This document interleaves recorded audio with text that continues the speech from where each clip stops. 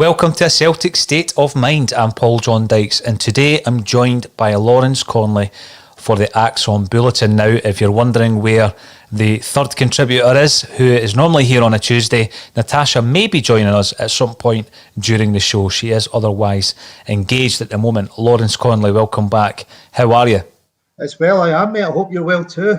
Yes, I am. I'm very well, because it seems as though progress is being made in world events, but not necessarily out of Celtic Park, unfortunately. Having a wee look at the kind of lack of movement, Lawrence, and I know that sometimes you think, well, no news is good news, but under the circumstances, 62 days managerless. I know that John Kennedy's in there as an interim, and Dominic Mackay has been at Celtic Park for 8 days. If you want to have a quick look through the Celtic official channels news sections, we're being reminded that the Celtic stores are reopening in Scotland. We're being reminded of the Player of the Year. You have to vote now for the 2021 Player of the Year. That's a serious vote. The number 7 restaurant is now taking bookings. And of course, there is mention of the tremendous result from the women's team the other day. But no update on anything else, no communication, no engagement. Has anything changed, or does everything remain the same here, Lawrence? I think that's the problem. There's no acknowledgement that we're even looking for a manager at times. You could set out a timescale saying, look, we're currently looking for a manager, it's progressing well, we're down to the final stages, and we don't expect appointment to be made until the summer. Holding statement, nice and easy to set people's expectations. If we appoint before the summer, everybody's happy. If we don't, well, they've given us a timeline that we can follow. But to get nothing on it is pretty poor, isn't it? I think we've said before, just look at Aberdeen. They kind of gave holding statements and updates to their fans.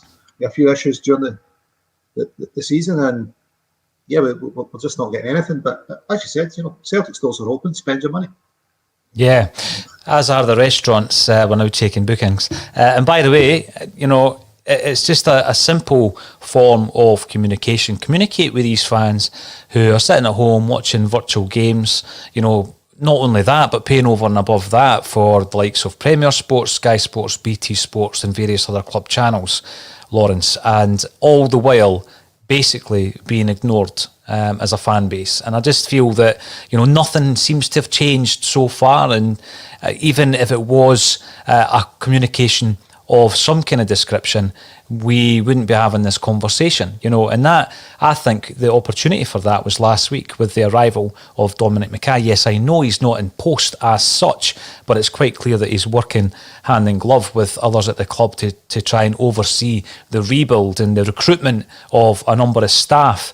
We will be talking about that, because obviously it's a huge rebuild that we're going to be facing in the summer. But we'll start off with the manager. We'll start off with why is the Eddie Howe deal stalling? Well, over the piece, Lawrence, everybody on ACSOM said their own opinions on who should be pursued, who should never be even in the conversation. And I think that Eddie Howe, across the board, I'm not going to say universally, because no one, pleases everyone all the time. You can't please all the people all the time.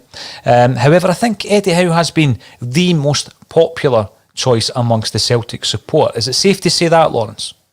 Yeah, least controversial. I've not heard anyone say no way, no chance on him, whereas some other people that have been popular have had that kind of adverse reaction as well. I've not seen any adverse comment on Howe yet. So why is it stalling? Who knows? Recruitment takes a while, but it's down to Celtic really to lay out a plan and say, as you said, Mackay walks in. They have the introduction to Mackay. Our next step is the head of football, and the next step after that will be manager. Here's the timescales where we expect to meet these announcements. They're not leaking any information that no one knows. We know we're in the market for a manager and someone to run the football side of the business for us. It's just setting expectations rather than it's almost a vacuum, isn't it?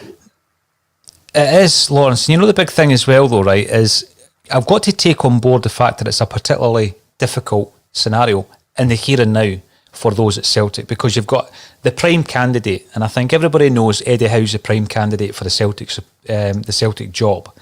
However, there are intricacies in that deal, in that Eddie Howe wants to bring his own team. Now, all season we have criticised Celtic for not giving Neil Lennon his own team, and I'm just talking his coaching team.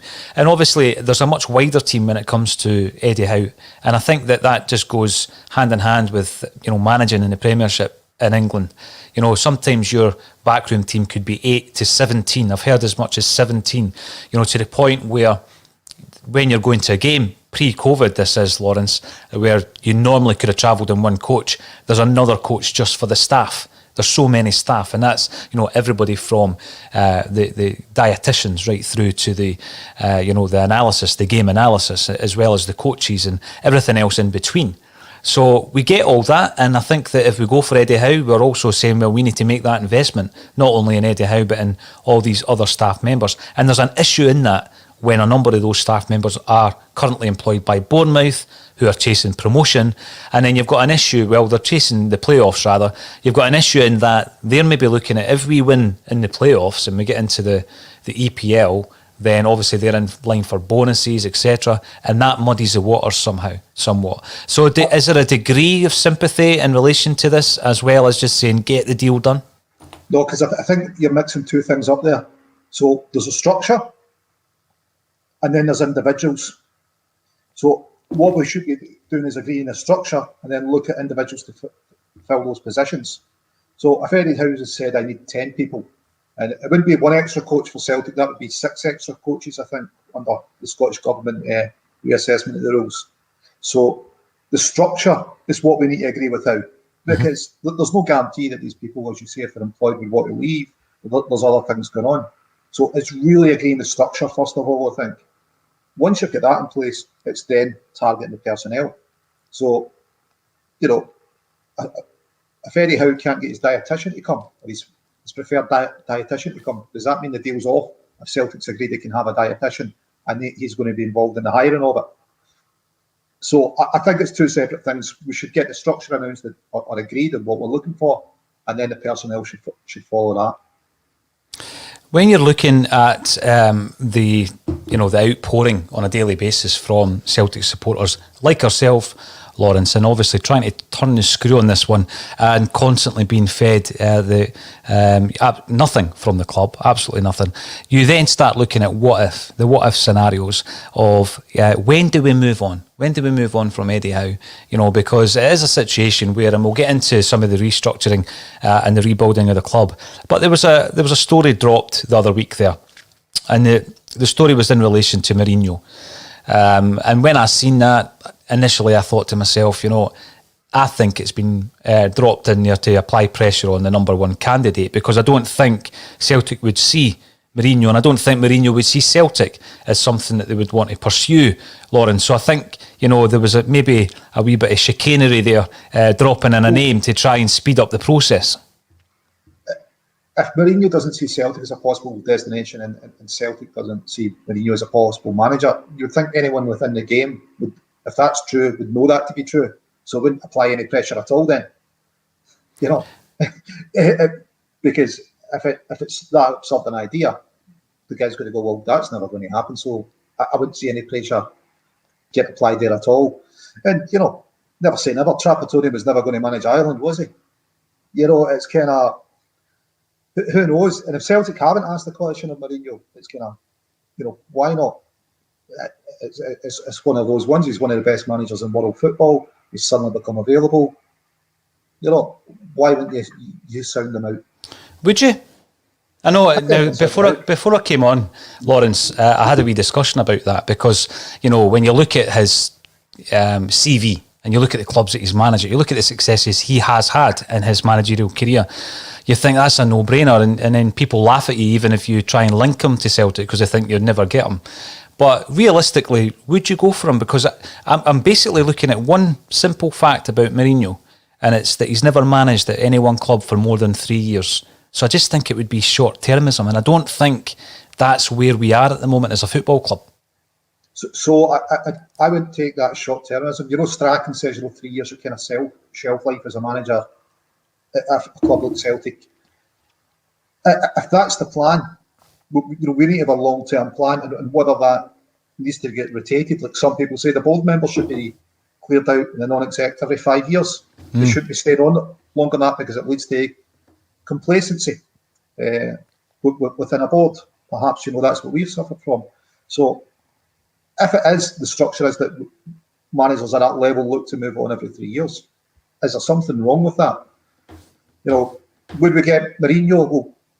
Well, I seem to remember you tell me a story about when you heard the Brendan Rodgers rumour, you were laughed out of town when you told people you'll never get Brendan Rodgers. So yeah.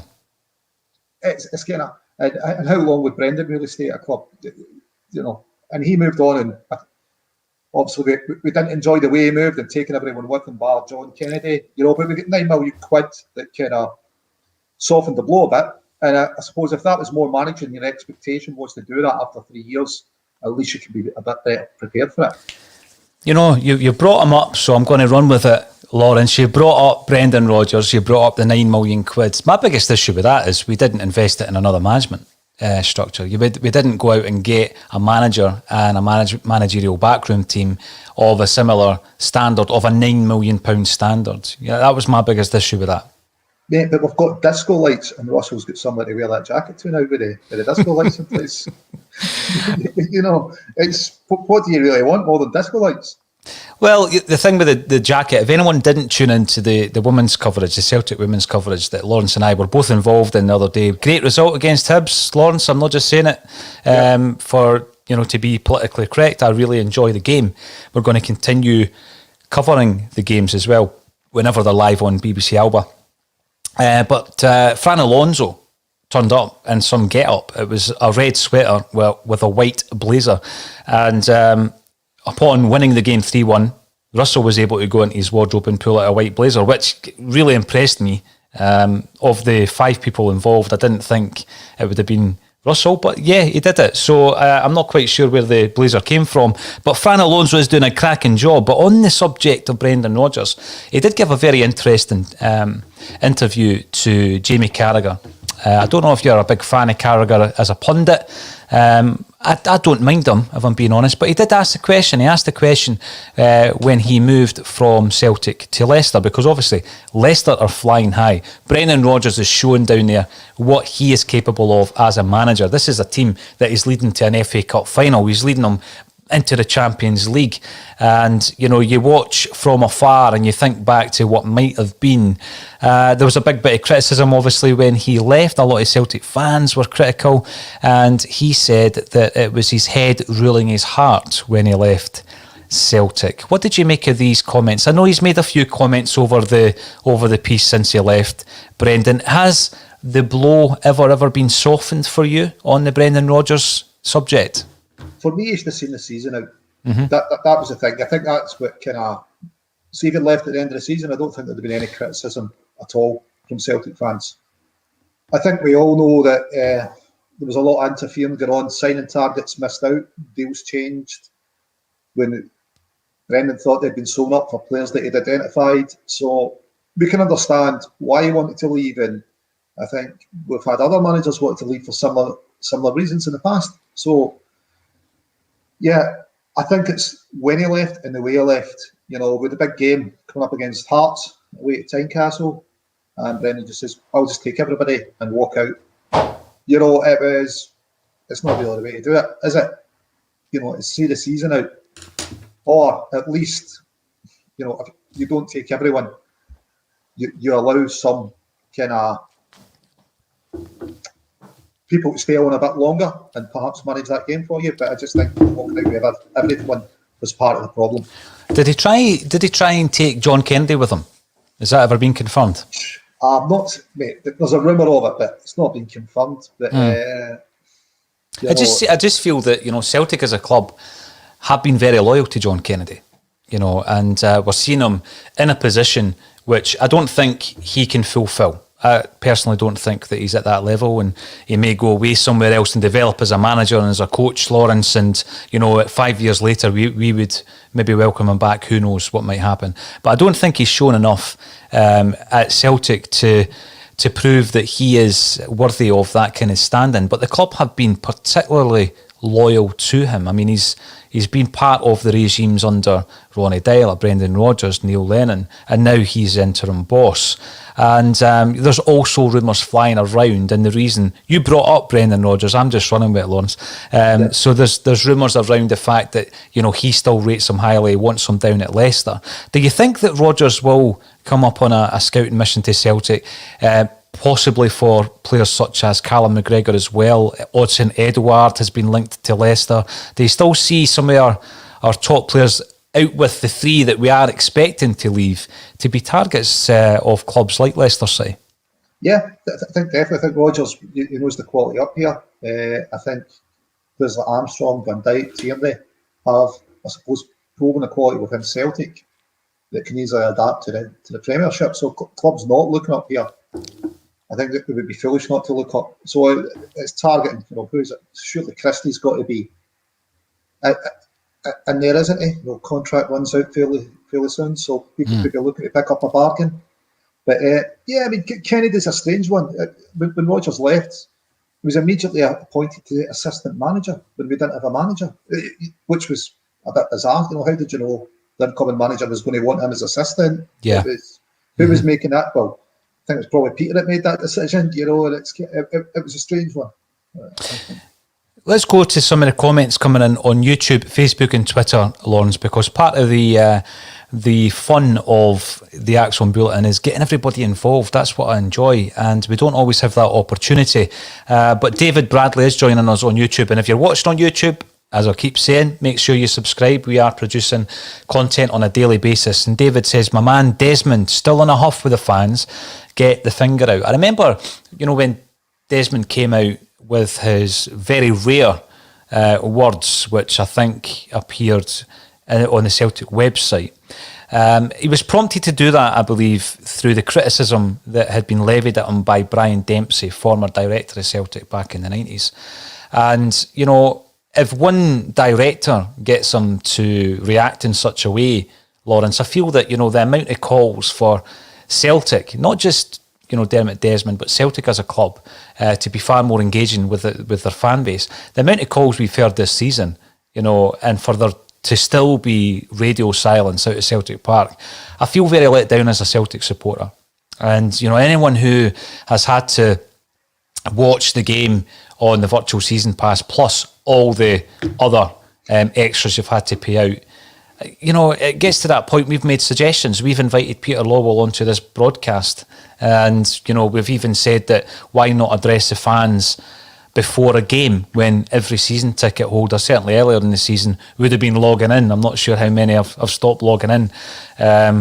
We certainly watch every single game, other than the Aberdeen game away, because we weren't prepared to pay another $12.99 for it, Lawrence. So, you know, at what stage can Celtic fans prompt someone like Dermot Desmond, someone like Peter Lawwell to actually come out? Dominic Mackay, would you expect some form of communication from him? Why not? I mean, there is a big event tomorrow night, and I think that this reminds me in part of what we did in December, Lawrence, where we were able to pull together 20 different Celtic podcasts for a charity event back in December. We hosted it on ACSOM, and it showed that the platform could be used to bring fan groups together. So tomorrow night there is going to be a large event, and I would implore everyone to get involved in the event. We are going to broadcast it on ACSOM. And we're going to have representation from Celtic Shared. We're going to have the Celtic Trust, but we're also going to have 6 other Celtic platforms who are going to come in banks of 3. There's going to be a discussion point there, Lawrence, but it is going to be a live and interactive discussion, so people can comment, people can ask questions around the Shares for Value initiative that's been set up in conjunction with Celtic Shared and the Celtic Trust. So that shows you how easy it is to actually pull people together using some technology, Lawrence, and talk and share ideas and communicate and debate. Why is the club not doing it? It's a complete mystery. They don't seem to have any communication strategy at all. Even when they release something, they don't then seem to have a plan for the follow-up. You know, release some information, they don't think, well, how's this going to be received? What are we going to do? How will we follow up? You'd hope Mackay will address that. He's got a background in PR and communication, so you'd hope that's one of the weaknesses that Celtic have identified, and one of the reasons Mackay's got the job. He's particularly strong on that side of it. Just continually refusing to engage with fans seems to, it takes you back to kind of pre-Tommy Burns days, and then Burns, started, right, players need to attend the dances again. If we win the cup, we're going to drive down Dun Street, we're going to drive through the Gorbals down Dun Street, after that and up to Celtic Park.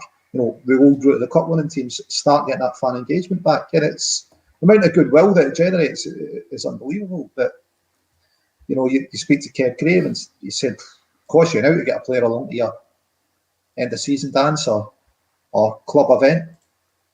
What is that? I think McCann at the time had made it part of their contracts that they'd have to turn up.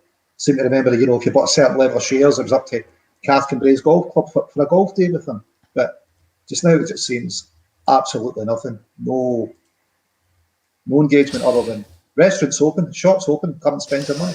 Yeah, the big thing is, Lawrence, and we totally appreciate how much the game's changed. And back in the day, and we look back romantically at these ideas of players turning up for CSC's events, and Billy McNeil was big on that when he was a manager. And we appreciate that things and times have changed. But what we're talking about is, so has technology. So embrace the technology and use that as a means of engaging with the fan base during a season where basically we've just been kept in the dark, for long periods with no communication whatsoever, and any communication comes out and it's lacklustre, and it's contrived, and it can't be challenged. Nobody's there. It's not interactive. It's a one-way communication, so it's ineffective in that respect, Lawrence. So we'll keep banging that drum, but I would say also as a caveat, going back to a point you made in relation to Dominic Mackay and the way that he approaches or has certainly approached in the past his positions is with a view on fan engagement, and we know that he has contacted Celtic supporters who have told us that Dominic Mackay has contacted them directly already before he was in position to speak to them and to engage with them. And I think that's really positive, and long may that continue. Lawrence, will you be joining us even as a commenter tomorrow night at the Celtic Shared Celtic Trust event? Yes, more than likely, mate. More than likely. We'll talk about extra value and how can the club redress something that the older supporters base and the season ticket holders. And there seems to be the club have no idea. And it can't be that we'll do nothing. They need to come up with some proposal. So obviously Celtic Trust has come up with this proposal. Well, if that's not suitable, communicate it's not suitable and what you're going to do instead. Why aren't Celtic going to send a representative with that faulty IP again? He seems to be having to pick up a lot, doesn't he? Well, I would suggest tomorrow night is an ideal opportunity, Lawrence, for a representative of the club to come into some kind of arena like this, whereby you don't just have a Celtic state of mind. You're going to have an additional 6 platforms, so 7 in total, plus Celtic Shared, plus the Celtic Trust. Why not have someone from the club coming in and actually engaging with us as a number of groups, and not just with those who are appearing on the screen? Engage in the interactive comments, because someone can monitor them for the 1.5 hours that the show's going to be on and put some of the more challenging questions to the club. It's an ideal opportunity, isn't it?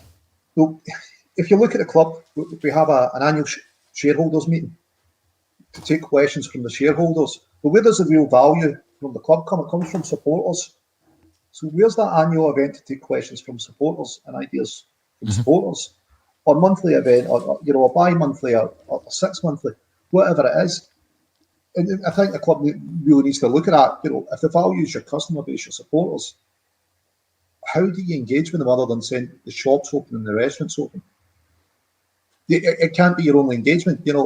Why aren't you having focus group meetings with them, seeing how communication strategies work with them? Why aren't you having, in tandem with your shareholders meeting, having an annual open supporters meeting? And it's okay, kind of going on. We speak to the association, we speak to them. Listen, have an open forum, use technology like this. Have it open, transparent. People can watch it, even if they're not asking questions, and they get a greater feeling that they're being listened to. Mm-hmm. See, the big thing as well that I've learned over the years, Lawrence, as most people that listen into a Celtic State of Mind will know, I'm not Glasgow based. I reside in Dunfermline, by geographical default. That's where I stay. But as everybody knows, and I don't have to explain it to you, you don't choose your football team when it comes to Celtic. And I could probably have a whole podcast on the reasons that I support the club. However, when I look at the associations and the affiliations, I'm not part of any of that, because I, at this moment and for some time, aren't part of an actual supporters club. I have been a member of Celtic supporters clubs in the past. I've travelled with various buses over the years, going right back to the early 90s, on a bus that was called Ding's Bus from Oakley, and I've been on all these different buses, Lawrence, and members of Celtic supporters clubs. But if I'm not a member of a club, that means I'm not part of an association or an affiliation. It doesn't make me any less of a Celtic fan. So we need to really embrace the modern technology where we're able to bring groups together like tomorrow night. And this isn't just me going on a rant to promote tomorrow night's event, because it doesn't matter if you're part of a supporters club, it doesn't matter where you're based. And in many ways, for me, it doesn't even matter if you're a Celtic season ticket holder, because I've had loads of comments coming in about the fact that you're not entitled to make a point, or you're not entitled to be a contributor on a Celtic State of Mind if you're not a Celtic season ticket holder. I don't subscribe to any of that. You're a Celtic supporter, therefore you're entitled to air your views. Yeah, I think so. Celtic doesn't belong to any one support in particular, does it? It's a group of people that support Celtic that make the club. So everyone's entitled to a view. You don't need to agree with them, but everyone's entitled to hold it as long as it's legal to hold. The more views, the merrier. Sometimes, perhaps give the clubs some ideas they could pick up on and say, what, that supporter's got a good idea. Why don't we implement that? You think back. I'm not talking about the Celtic View competitions or design the training. I was just going to mention that, actually. You think back to the way that the club used to communicate, and the way that it has historically communicated with the fan base. Never before now has it been so easy to communicate with the fans. You think back to the days of the Celtic View, for example. You brought it up, Lawrence, 1965, Jack McGinn has this brainchild, which is the Celtic View. And to be honest, you've got to give him a great deal of credit for having the kind of foresight in terms of club media back then. It was a proper front runner. He was a bit of a trailblazer in that respect, and it still is the oldest weekly club magazine in world football. But even then, I mean, it was it was a bit like Pravda, as Not the View called it, about 30 years later, 20 years later. It was a bit like Pravda selling this kind of idea, and the only way you could communicate is by writing a letter and sending it in. And even then, 90% of the letters were written by staff members of Celtic, I think, with pseudonyms. But now we're beyond all that. We've got the technological advance to kind of call on and say, well, at a click of a button, let's talk. I mean, what do you think? We've obviously approached the club previously, Lawrence, and we were given a kind of holding response and then no response. At what point will we be there and say, well, we're not part of an affiliation or an association because we're not a member of a CSC. However, I'm a season ticket holder and I want to talk to someone at the club. Will it ever happen? Should do. This stuff shouldn't be hard for them. You know what I mean? Listen, these are our customers. This is how we segregate them up. There's going to be a subset that are season book holders, not member associations and not member of a supporters club. Not hard to work out. How do we then communicate with them? And having a published communication strategy, it's not a bad idea for the club, is it? Saying, look, this is how we're going to communicate with people. We'll have weekly updates. We'll have whatever. This is when you'll get your chance to ask questions, or just come in and say, listen, we don't take questions from customers or supporters. If that's what you want to do, rather than, if that's what you want to be your strategy, let people know. The big thing you mentioned there about a competition to design a new kit. I actually, if you want to dig through all your old copies of the Celtic View, I'm in it. One of my designs made it. It was a black and green effort for the new Celtic away jersey, so I'm in there. And that was way back in the early 90s, so probably about 92, 93. So I'll need to dig that out, or maybe not, because I think it was a horrific design with felt tip pens. But it got published, Lawrence. Now, Caplo Mark comes in, worryingly drawn out. Surely there is some agreement already in place, and it's legalities that are holding up announcing. And I think the point was made yesterday by Tony that he's given the club some form of trust that this is the case, and there are things that are happening behind the scenes in relation to the movement. And some of the other comments coming in, David Bradley reckons that Celtic are too big for Eddie Howe. And I've seen that view quite a bit. I think that the thing that attracts me to Eddie Howe, Lawrence, is the fact that, when you look at the job that he did at Bournemouth, the project, if you like, that was a long-term project. And, I think that people always go on about what about his time at Burnley, what about the fact that he left them in relegation position in the league, etc. And I think that the Burnley situation, he's spoken about that. There's a few good interviews where he speaks about the reasons that he left Burnley. Because people are taking it as read that he couldn't move away from Bournemouth, Lawrence. That's the only place where he's comfortable. A club like Celtic would be too big for him. But it came down to the fact that one of his parents died and he wanted to get back home, and there was personal issues around his move. So I don't know, David. I think that what we will certainly see about Eddie Howe is we will see him back in football very, very soon, Lawrence. And if it's not at Celtic, I think it will be a reasonable club down south at this moment in time. I think that one of the big selling points we have as a club, though, is that we can give him a much higher entry point. I think Brendan Rodgers is a prime example, Lawrence, right? So people might say, well, he came out at Liverpool, went back in as Leicester. But when he came out at Liverpool, he didn't win the league with Liverpool. He'd been out the game for about a year. And, to get back into the English division, which was his ambition, of course it was, he came to Celtic. So there are some similarities there. But I've said before, I think that if Eddie Howe goes back to English football right now, and you look at the level that he's going to enter that league at, a successful stint at Celtic is going to benefit him, surely. You think so? Listen, with the European Super League as well, people pull it out. I know Perez has said, the clubs are committed, they can't legally pull out. People have got to wonder what's going to be happening in top level football. Surely Celtic's going to give them more opportunity than a club at the bottom of the Premier League. Listen, if it's stalling, is it Eddie Howe? Why can't he announce anything? It's frustrating that Celtic just won't publish a timescale, won't let us know any communication. It's the no communication. We're not expecting them to tell us exactly where they are in their negotiations with Eddie Howe. Of course we're not. In fact, they can't even tell us at this stage through the non-disclosure agreement I'm sure they've got with Eddie Howe that they're in discussions with him. But come out and talk to us about, on a general level, where we are in terms of getting a manager in. Yeah, I mean, you've got to worry about Celtic. Their NDA should have been slanted for them. They're the ones doing the hiring, let's be honest. They should have been writing that NDA, but yeah, they should have put a time scale in front of us and said, look, and it should have come out probably within a week of Lenny leaving, going, this is what we're going to work to.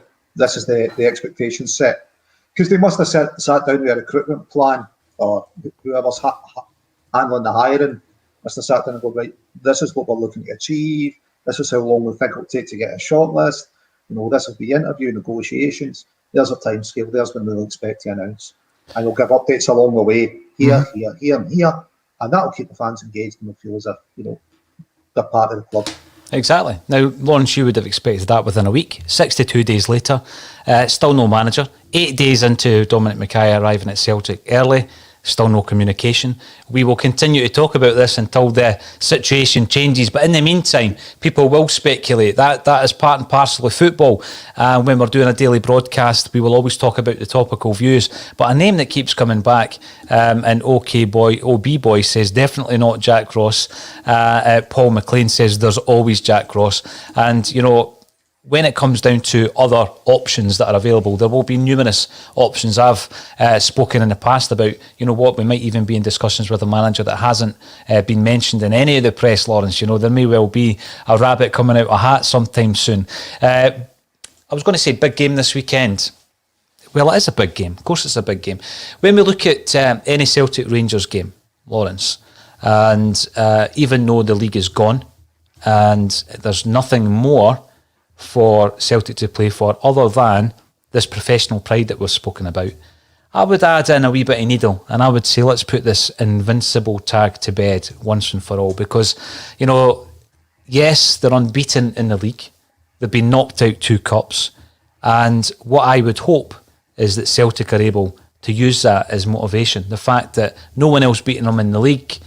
We had that magnificent invincible season in the first term under Brendan Rodgers, Lawrence. Let's put this chat to bed. Let's go out there and, you know, actually make sure it's not the first season in 20 years that we haven't beaten a Rangers side in an entire season when they've been in our league. As you said, if you need an extra motivation, that's probably it. But then there's a question: why do you need the extra motivation? You know, I suppose it's Glasgow derby. You might have some of the players looking at the past few games and going, "Look, we've been a bit unlucky. We've had plenty of chances."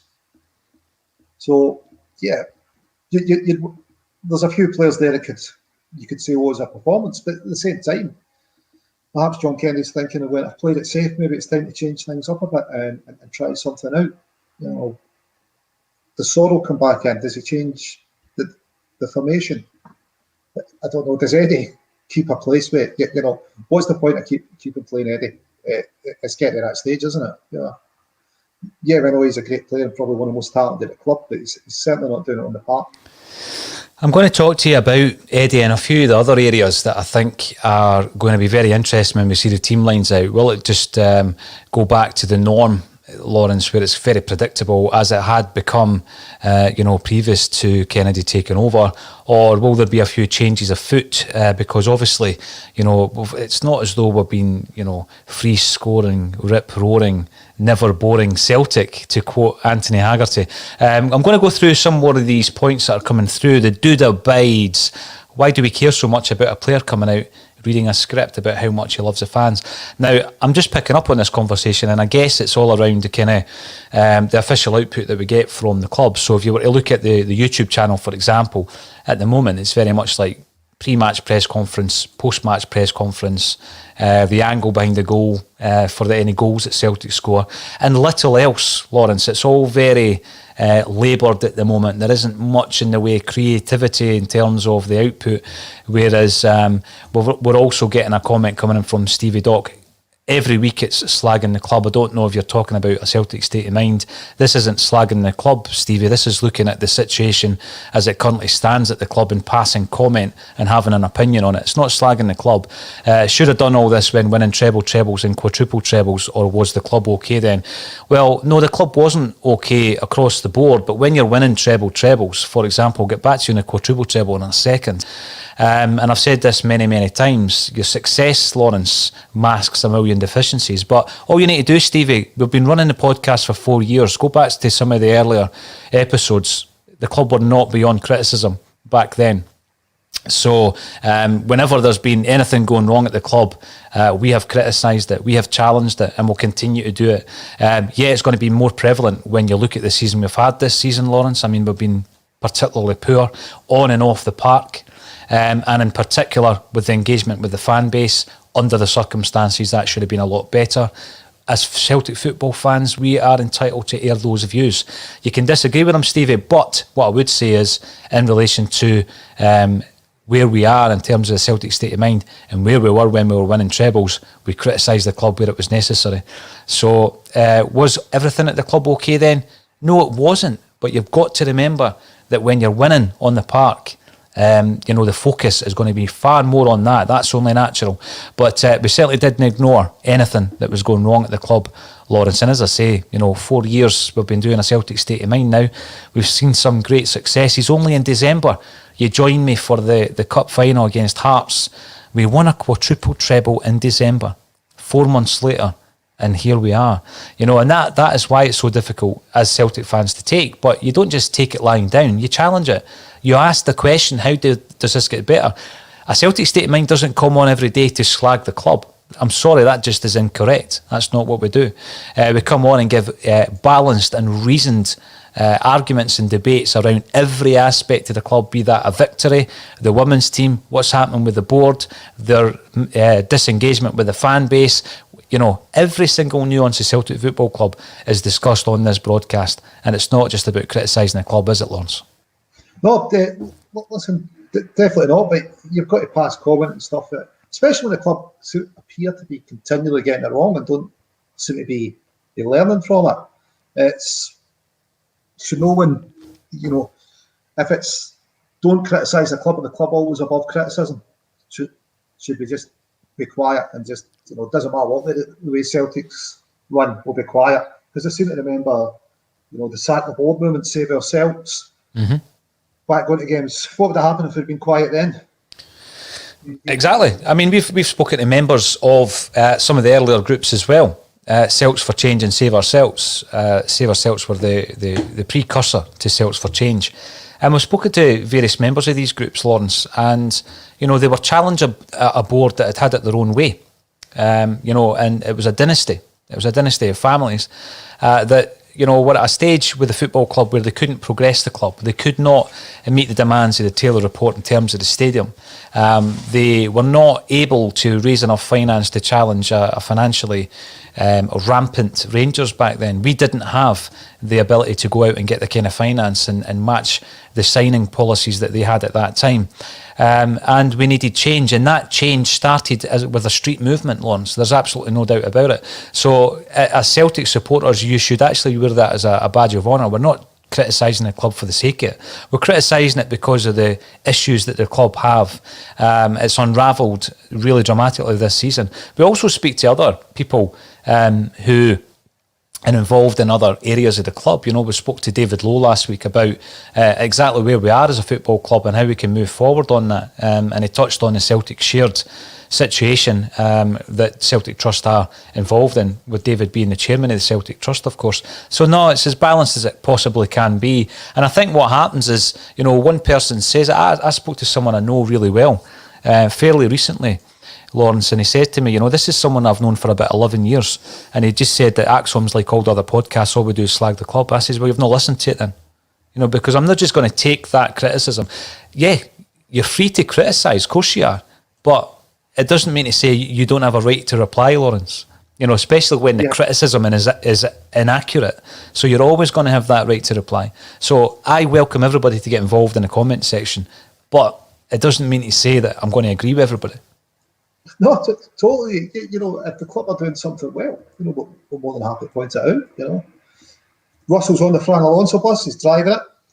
I don't know if he's going to be in forfeit, you know, for the game, but no, if they do something well, we cover it. If they do something badly, you know, we're going to comment on it as well. You've got to. I mean, and that's because you want the best for the club. It's not, you know, a clickbait scenario, right? And this is another thing. Clickbait is, you know, there is enough sites out there that create no original content whatsoever. They scour the internet for news sources, they reword them sometimes and put them on their own site, and they do that for ad revenue. And a lot of these people who have clickbait sites are making thousands and thousands of pounds every month by doing that. This is reasoned debate with, you know, a panel of contributors, Lawrence, at the moment, which totals 13, which means you're not getting the same kind of echo chamber on a day-by-day basis.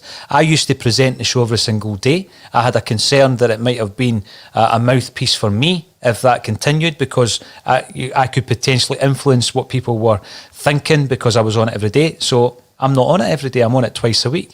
So it's as balanced as it can possibly be. We listen to all the feedback and we make the changes where required, but some of the criticism doesn't carry any weight, unfortunately. Michelle Sharon, if that's the way you pronounce your name, thanks for getting involved. Oakley, I remember lads from Oakley during the miners' strike. Staunch. Well, you might remember my dad, because he was involved in the miners' strike as well, and he still stays just down the road for Oakley. Good mining stock, Lawrence Connolly. We've been talking about the Rangers game. I'm looking at a couple of the options that we have. Some of the changes that, you know, when John Kennedy took over, and the league hadn't officially been lost, but we all knew it was gone. We were never going to claw that back.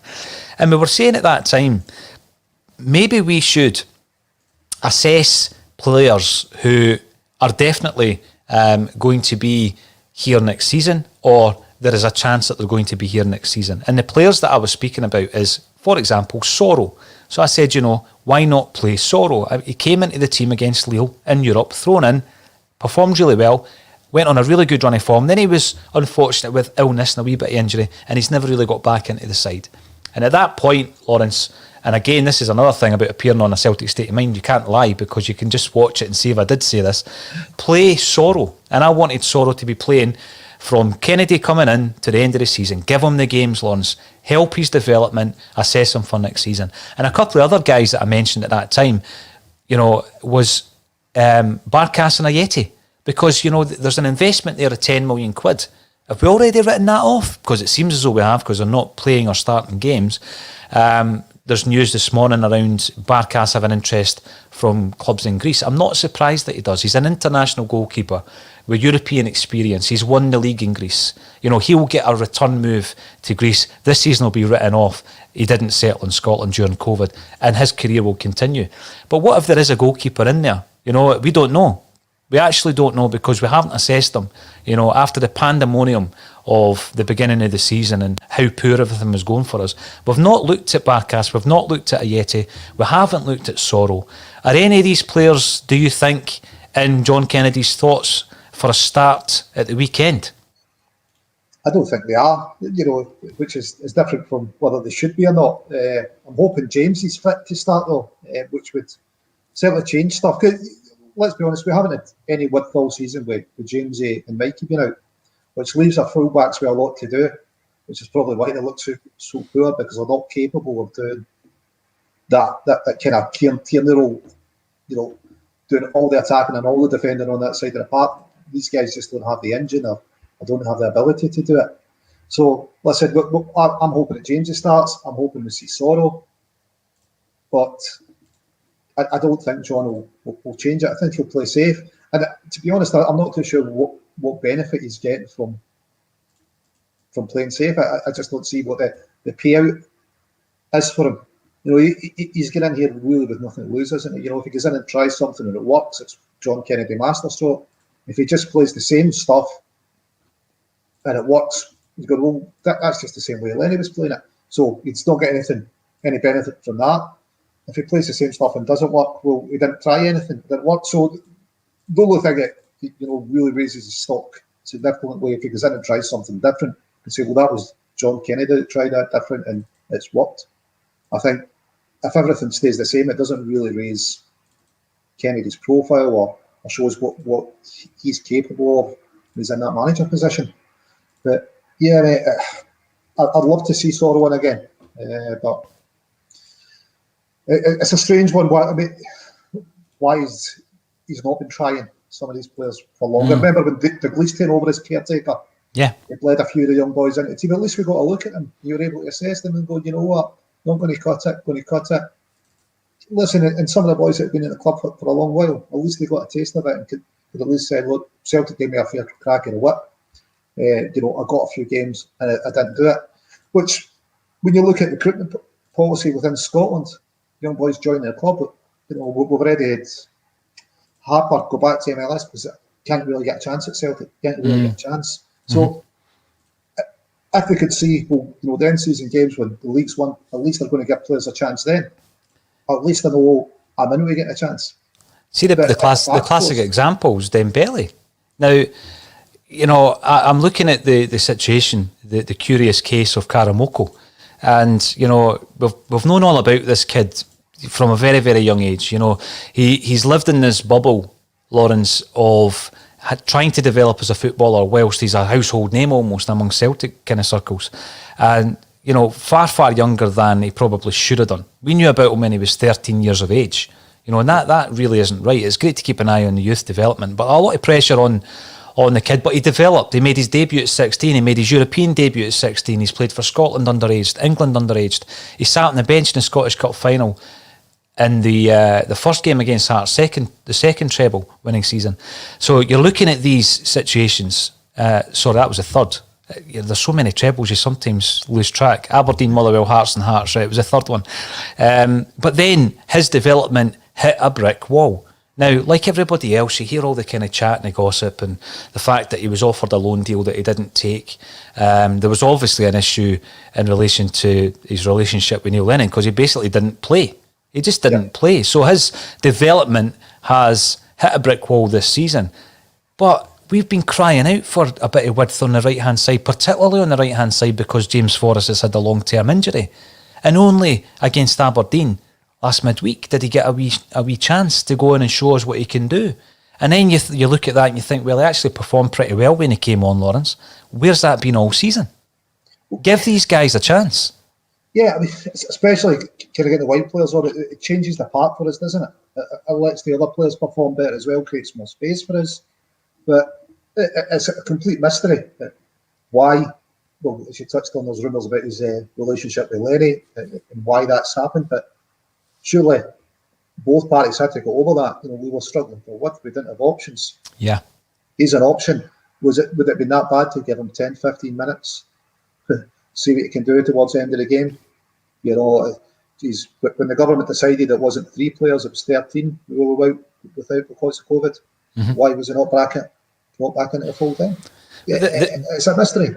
That's a big one for me, though, Lawrence. When that decision was made and we had to play so many younger players, we had the games against Hibs and Livingston, which we covered on ACSOM. Some of those players weren't ready.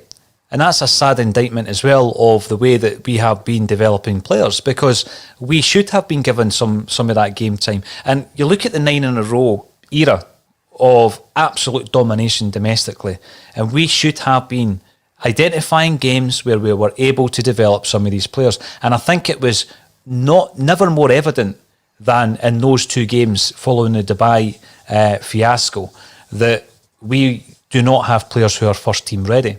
We should have a lot more players who are first team ready. Dembele being a prime example, have we lost him? I'd love to see a manager coming in and resurrecting his Celtic career, because it wasn't that long ago that he was one of the ones to watch. And I'm talking European football lists, Lawrence, all over the world they're talking about Dembele, and there's a potential that he'll end up leaving us for now. Yeah, we lost some of our better players to Bayern. I think it probably goes back to, what's our targets? We've talked about this, we can come in. Perhaps it was easier for him to say, this is my 5-year targets. I'm going to build a 60,000 seat stadium. I'm going to put the club in a good financial footing. You're going to be competing again at the top of Scottish football. Well, what are the club's targets? I think Denmark's come out and said, it's just to improve on last year.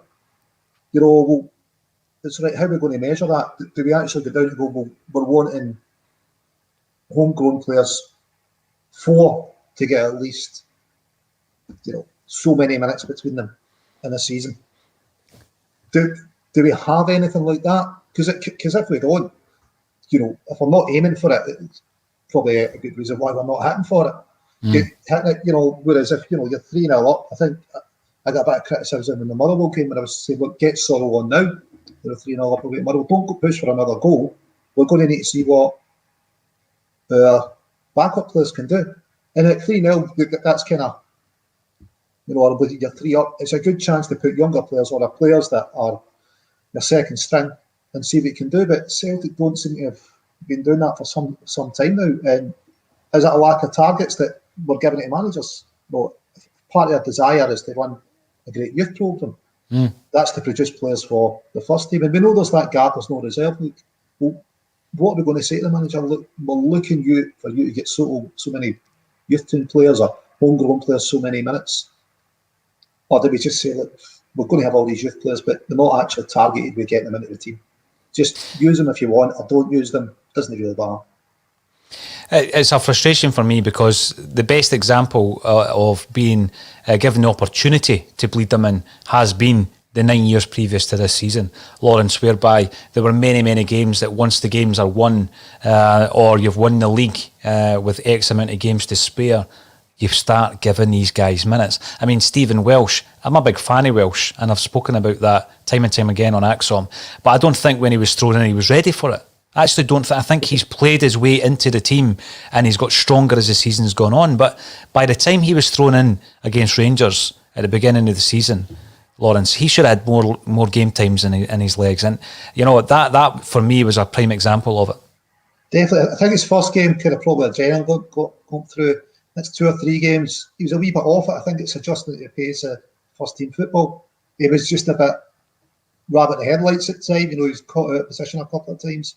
So, you're never going to experience it unless you experience it. And you've touched on it, yeah. But the league's won. Let's put the players in. Look at KT when he came in under Ronnie. He wasn't star of the unders teams, but he got his chance, and he grabbed it with both hands. Yeah. There could have been other players in that situation that we don't know about, and unless we've got some kind of development plan for them, instruction, go, listen, if that league's won, step up the amount of minutes these guys are getting on the park. Or, in games when you're 3 goals to the good, now you need to be looking to get some of the younger boys on and see what they've got, see what they've got about them. Yeah, you're right. And again, people go on about the Kieran Tierney situation and sometimes refer to Andy Robertson. I think the one that frightens me a wee bit is how close we came to actually losing Callum McGregor. McGregor was given his debut at 21 from Ronnie Dyler. By that time, he had spent some time at Notts County. During that period, Celtic got a bid from Carlisle. We were almost ready to sell him. Ronnie Dyler comes in, resurrects his Celtic career. And I'm kind of hoping that, Dembele's career at Celtic isn't over yet. I hope that a new manager can come in and revitalise some players like Dembele. I'd love it to happen with Ayer, but I'm almost resigned to the fact that he'll leave. I don't hide my admiration for Big Chris Ayer on the podcast, even though many people disagree with me. But bringing in some more of the comments, John Paul Connors, club has no control over fan media. That's why they won't engage. That's potential. There's potential truth in that. I think that had they engaged a wee bit earlier, then it would have been much, much easier now to continue with that engagement, because they've already opened it up. I mean, there were so many different things that could have been done in the past, Lawrence. Getting the engagement from some of the brilliant platforms that are out there. If you want to talk about kind of control on the media, I suppose it comes down to a media plan and strategy. You can open it up to fan media as long as you brief the guys that are going on it and go, look, this is what's likely to come up, and these are the scenarios, and this is the way we want it to be done. But it seems that Celtic don't have any of that kind of planning unless it's the marketing strategy. They definitely don't have a kind of fan communication strategy. They could control a conversation with fan media, I'm sure. They've got some well-paid PR executives at the club that should be able to do that, but they don't even seem to want to take that risk, which is crazy. Let's be honest. Fan media is largely amateur. These guys are professionals at this. It should be meat and drink for them to come on and control a conversation, or control a dialogue, and get a message across. See, the big thing for me, it could be something really simple. We interviewed back in the days where we were doing our podcast from the toll booth studio in Stirling. Lawrence, we interviewed a staff member at Celtic who works for the media team, and afterwards I just basically asked, what can you do? What can you do to get us involved in some form, shape or form? And he offered, why don't you come in on match day and bring your camera and follow us around, and it's like a fly in the wall. And I thought, aye, brilliant, we'll do that. And, it just never happened, even though we followed it up. So there was a lot of things we could have done. I always thought it would have been good alternative commentary. Imagine having an alternative commentary, but, you're actually vetting the people who are on it, because you're bringing on someone who already has a platform. And then one week you have one of these Celtic podcasts. I think, because you're going to bring a different perspective to the table. But there would need to be guidelines. Of course there would. And although they can't control you, if you were going to appear on their channel, there would need to be a level of that, especially if it was live, Lawrence, because you see some of the things that comes in when we're live. And by the way, I'm not here to deliberately disagree with anyone, but when it comes to criticism, I think it's fair to respond to that. And this hasn't been basically a platform for everybody to come on and just moan and be negative for the sake of it. When we look at the Rangers game, I'm going to throw a couple of options at you then, Lawrence. You tell me what you think we should go for, not what you think is going to happen. Will Barkas make an appearance? Don't think he will. Well, I'll go with Barkas or Hazard. Probably I'll go with Hazard. I think, we've got to kind of show some faith in our youth development. Hazard, he's shown he can be a wee bit weak at cross balls, but he was the hero of the cup final, saving penalties, good shot stopper. He's got to wonder what he's really done wrong to be out the team.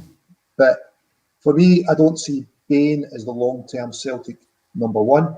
I don't know if Ben would be happy staying on as number 2 next season. And I don't know what benefit it would be to Celtic at some point. We've got Hazard who's come in done reasonably well. You've got Eddie Howe's grandson, Angelini. He's got to be looking at a pathway. He's got to be looking, well, there's Connor above me. He went in and done well. He's not in the picture anymore. The last I heard about Angelini was he was on his way to Brighton. So talk about a pathway, there's another young talented player, Lawrence. But thanks for your comment, John Paul Connors. Another couple of potentials, which actually I'm not expecting to happen. Centre forward, I keep hearing how Eddie turns up for the big games. Eddie has barely turned up this season. I mean, let's be honest about it, right? So up front, do you give Griff or Ajeti a start, do you think? I'd start Griff and Ajeti, mate. You play the two of them? Oh, yeah. Bench Eddie? Bench Eddie, yeah. Bench French Eddie? Yeah, see how he likes it, mate. Yeah, and it might be an inspired substitution late in the game, but, maybe it's too late for a wake-up call for us, but, get Griff on, who's got 3 days in his contract left for Celtic to activate the 12-month option we've got. Who will make that decision? Who knows? But I haven't started to up. Yeah. Now that's a question I'm going to ask you. The final one about the lineup is all around the fullbacks. I always remember that kind of joke. Again, I'm going to name check the Not The View because I loved the fanzine back in the day. I was a subscriber for years, and the big question was, is he a left back? And then I remember then people using that many years later when we were struggling for a left back. Is he a left back? Every time we were linked to anybody. Look at some of the fullbacks that have left us recently, right? So we've just heard that yet another player in Manny Pires has signed for Portland Timbers, and he's instantly been loaned out to Austin FC. Ilhamid, of course, is already away. Hapoel Beersheva, Frimpong's away to Bayer Leverkusen, Andrew Gutman's away to Atlanta United. And you look at the situation at the fullbacks, Lawrence, none more so was it clear to me that our fullbacks just aren't good enough than the Rangers game, where they beat us 2-0. Like Salt and Kenny, loan deals, quite happy if they get sent back. Who starts against Rangers? Yeah, I would start Taylor. I would start Diego getting a Celtic shirt after some of his antics and the effort he was putting in the last Rangers game. I would probably go beating Welsh in the centre and Ayer at right back for me. You've been advocating Ayer at right back for a long time. But going back to that, transfer business still happening. Obviously, Klamala, which is one of the stories on the Celtic website as well. We've sold Klamala. That's how. So the deals are still taking place. In an ideal world, the new income manager would have some kind of overview or saying it, but it doesn't seem as though we're at that stage with the manager. Now, Lawrence, I've said this a few times, it's a Celtic podcast, but we do get fans from other clubs coming in to make comments. Now, I remember, how sometimes when you're on YouTube and you get linked into another video and before you know it, you're watching a conspiracy documentary about Paul McCartney dying in the 1960s. I watched this documentary and it was about the Mandela effect. Now, somebody earlier on in the comments mentioned Nelson Mandela. Are you familiar with the Mandela effect, Lawrence? Explain it to me. I remember Glasgow named Nelson Mandela Place after him, which had the South African embassy on it. Yeah. Now, the interesting thing about the Mandela effect, right, and there is a relevance to this. I'll get to the relevance in a moment, and it's all about fans of other clubs coming to join us. The Mandela effect, right, is that there's all these people, they reckon it's either false memories, right, or there's been a wee glitch in the matrix, and some conspiracists actually believe that it's humans travelling from the future to change events, and that's why some people remember Nelson Mandela dying when he was in prison, and we all know that didn't happen. We all remember him being freed, etc., etc. And there was a few other examples of this, Lawrence. So they reckon that the lyrics to the Queen songs, "We Are the Champions of the World," it doesn't actually say of the world, but people remember it as that. And then there's logos that people remember as being a certain logo, but it wasn't that. So people have differing memories of songs and events, etc. And I think that when we get this kind of message, I wonder if this is a Mandela effect, because people seem to have forgotten the death of a club in Scottish football, Lawrence. And I'm trying to be as fair as I possibly can, that these false memories are basically just a glitch in the matrix. Mate, I don't think it's false memories. People will season anything that backs up their beliefs. So, and if it misconstrues it, they'll twist it just to back up the belief. So, and I think everyone does it. I think kind of if you look at Johnson and Trump supporters, it's what they do. They seize on the things that back their beliefs and just block out the things that don't back their beliefs. They didn't happen, mate. Doesn't suit me my beliefs, so it didn't happen. It's, I think everyone knows they died. The definition of a club was pretty straightforward under SFA articles and under UEFA articles. The club and the owner operator were the same thing. But it's an association of football clubs. It's not an association of companies that own and run football clubs. There was kind of no debate about it, mate. I suppose that's why there was the big, show liquidation, the red card. But there's so many people remember them as being the same, one and the same, and this event didn't happen, Lawrence. And I'm putting it down to the Mandela effect. I think the truth has to come out eventually. This is all down to future. This is humans travelling from the future, isn't it? That's more believable than some of the nonsense I'm hearing here. They remember it. They remember it happened. They remember marching, to Hampden to put a petition through a door that didn't have a letterbox. They remember all of that. They just chose to block it out. It's just a bit painful, a bit raw for them. Listen, there's no shame in the club dying because they were cheating Her Majesty's tax revenues. And if we're to believe Hugh Adam, it goes back to the late 80s, early 90s. Former director of Rangers came out and said they'd been cheating since that time. Obviously, the SFA took no action when Adams made that statement. And perhaps if they had, they might have stopped it going so far. John Paul, we're having a wee bit of fun. It's fine. It's fine. Celtic have been absolutely atrocious this season, and whoever wins the league, it's on Celtic. That's absolutely. During the season though, when people were getting so hung up about Castori gear and all that, Lawrence, I wasn't interested in that because you just keep your own backyard in order, and we didn't do that this season. Yeah, definitely poor. But talk about winning leagues. The women's are away to Forfar. 5 points off the pace. They're away to Forfar. They're still in with a chance there. So, big game for them. The big thing for me, last point, and I'm glad you brought it up, the women's football. ACSOM are kind of new to the game. We've got some tremendous female presenters and contributors, and we've covered a couple of games now, Lawrence. You've been involved in that. I've thoroughly enjoyed it. I've said before, my favourite player is Sarah Tiergarden. I think she's absolutely tremendous as a player. Yep. And we figured out that there's a link to John Harkes, who almost signed for Celtic in the 1990s. But the big thing I'm thinking of, if Celtic women's finish second in the league this season, they're in the Champions League. Now, how tremendous would it be next season when we're back in the grounds, if the home legs of the Champions League for the women's team were played at Celtic Park, Lawrence? I think that would be brilliant. Mate, got to be done. If nothing else, we'd get to use the disco lights twice as much as we'd planned. I think, part of having Brendan's Deso pitch is that it can handle, a higher number of games. We saw it kind of K Park at the weekend. Surface wasn't so good for them. Don't know why it hadn't been watered before the game against Hibs. It was really sticky. Compare that against kind of the Glasgow Derby when they were playing at Paradise, mate. It was definitely a lot better for Celtic to play on that natural grass surface. Well, if we do get the disco lights, I also want Russell to wear that white blazer. I might get one myself because my last jacket was slagged off for coming from Matalan. Let's be honest. Mate, if we get the disco lights out, Russell might even get invited to do the alternative commentary and interview Fran Alonso after it. Hey, that's the thing dreams are made of.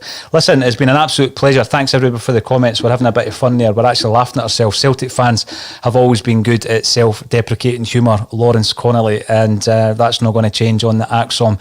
Thanks everybody for getting involved in Twitter, Facebook and YouTube discussions. All your comments are welcome, and thank you very much once again, Lawrence Connolly, for joining me on A Celtic State of Mind.